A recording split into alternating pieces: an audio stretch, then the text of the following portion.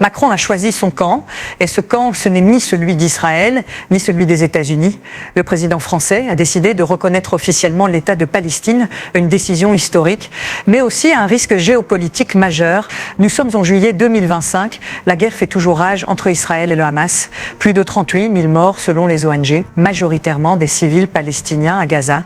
La communauté internationale s'enlise dans des discours sans effet, mais jeudi 18 juillet, Emmanuel Macron frappe fort. Il annonce que la France reconnaîtra l'État de Palestine en septembre à l'ONU, une première pour un membre permanent du Conseil de sécurité depuis des décennies.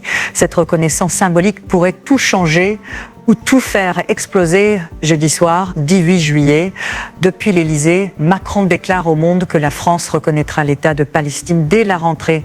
Une décision unilatérale, sans coordination avec Israël, ni même avec les États-Unis. Le président français justifie ce choix par une volonté de donner raison au camp de la paix.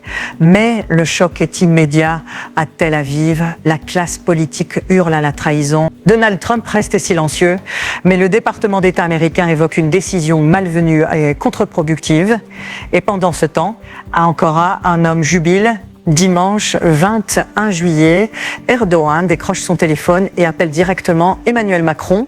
Et là, surprise, le président turc félicite son homologue français. Une réaction rare, presque inimaginable il y a quelques années. Une solution à deux États est essentielle pour une paix durable, explique Erdogan, selon un communiqué officiel de la présidence turque. Mais il ne s'arrête pas là. Il appelle aussi la communauté internationale à agir d'urgence face à la situation humanitaire à Gaza. Et envoie son vice-ministre des Affaires étrangères à New York pour une conférence coprésidée par la France et l'Arabie Saoudite. Pendant ce temps, sur les réseaux sociaux, la décision française devient virale. Les hashtags Free Palestine et merci. Macron inonde X, ex-Twitter et TikTok, mais en Israël, la colère monte. Benjamin Netanyahou convoque d'urgence une réunion de crise et prévient la France met en danger sa sécurité diplomatique et ses ressortissants. Mais pourquoi maintenant? Et surtout, pourquoi Macron? Depuis des mois, la position de Paris était ambiguë, officiellement favorable à une paix durable, mais sans jamais s'engager frontalement. Alors, est-ce un coup politique, une stratégie internationale ou une fuite en avant?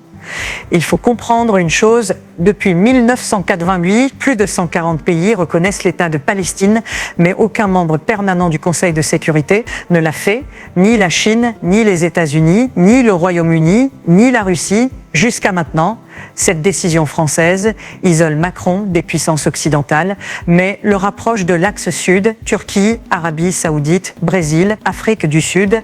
Et ça change la donne, car dans les coulisses, on murmure qu'une coalition sud globale se prépare pour forcer une résolution dès septembre 2025.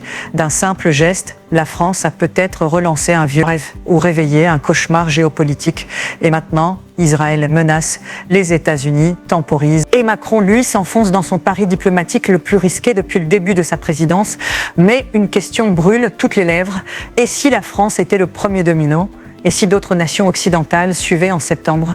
Le compte à rebours est lancé et au bout peut-être la paix ou peut-être la rupture totale entre l'Occident et Israël. C'était Monde Plus, l'actualité mondiale sans filtre. Abonne-toi pour plus de vidéos d'actualité et n'oublie pas de partager si tu veux que le monde voit ce que les puissants essaient de cacher.